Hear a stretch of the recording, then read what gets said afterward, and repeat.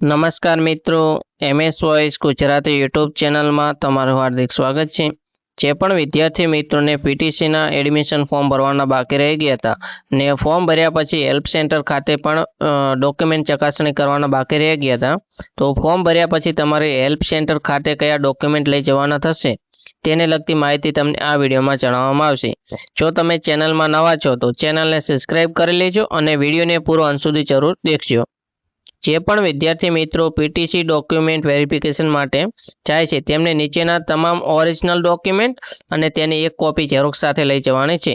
જેમાં સૌપ્રથમ ડોક્યુમેન્ટમાં તમે જે પીટીસીનું ફોર્મ ભર્યું છે તેની પ્રિન્ટ તમારે સાથે લઈને જવાની છે, જેમાં તમારી સિગ્નેચર હોય તો તમારે સિગ્નેચર કરી દેવાની છે।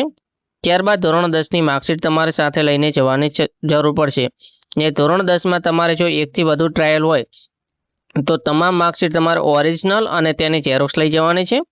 ત્યારબાદ શાળા છોડ્યાનું પ્રમાણપત્ર તમારે સાથે લઈ જવાનું રહેશે। ત્યારબાદ તમારે ધોરણ 12ની માર્કશીટ સાથે લઈને જવાની છે અને ડિપ્લોમા અને આઈટીઆઈના ઉમેદવારો માટે ડિપ્લોમા આઈટીઆઈની માર્કશીટ સાથે લઈ જવાની છે ને જો તમારે ધોરણ 12માં એકથી વધુ ટ્રાયલ હોય તો તમારે તમામ ટ્રાયલની માર્કશીટ સાથે લઈને જવાની છે।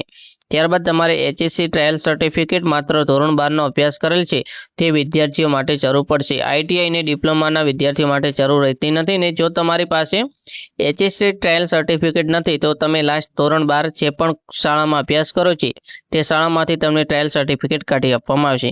ત્યારબાદ સમકક્ષતા પ્રમાણપત્ર માત્ર આઈટીઆઈ અને ડિપ્લોમાના ઉમેદવારો માટે છે।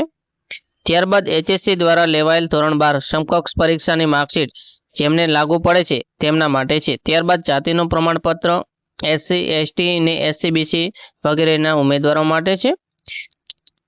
ત્યારબાદ નોન ક્રિમિલિયર સર્ટિફિકેટ માત્ર ઓબીસીના ઉમેદવારો માટે છે। ત્યારબાદ EWS પ્રમાણપત્ર જે પણ જનરલ કેટેગરીના મિત્રોએ EWS કેટેગરીમાં ફોર્મ ભર્યું છે તેમના માટે જરૂર પડશે। ત્યારબાદ દિવ્યાંગતા પ્રમાણપત્ર જે પણ મિત્રોએ દિવ્યાંગતા લાગુ પડે છે અને દિવ્યાંગતા ફોર્મમાં સિલેક્ટ કરે છે તેમને ફક્ત દિવ્યાંગતા પ્રમાણપત્રની જરૂર રહેશે। તમારે ખાસ બે સૂચના ધ્યાનમાં રાખવાની છે। જ્યારે પણ તમે પીટીસીનું ફોર્મ ભર્યું છે ત્યારે તમે જે પણ નામ લખો છો તે તમારે ધોરણ 10ની માર્કશીટ મુજબ લખવાનું રહેશે।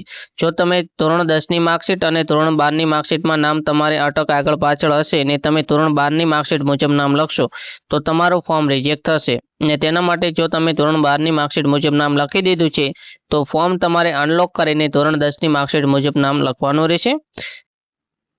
ડોક્યુમેન્ટ વેરિફિકેશન થઈ ગયા બાદ તમને 100 અથવા તો 150 રૂપિયા સુધીની ફીની પાવતી આપવામાં આવશે।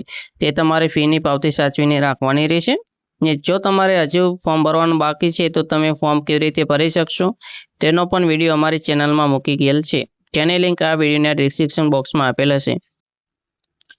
જો આપેલ માહિતી તમને ઉપયોગી થઈ હોય તો વિડીયોને લાઇક કરી દેજો, કોમેન્ટમાં તમારો અભિપ્રાય જણાવજો અને જો ચેનલને સબસ્ક્રાઇબ કરવાની બાકી છે તો ચેનલને સબસ્ક્રાઇબ કરી લેજો અને ચેનલને બેલ આઇકોન ઓન પણ કરી દેજો અને બીજા મિત્રોને વિડીયો શેર કરવાનું ભૂલતા નહીં। આભાર।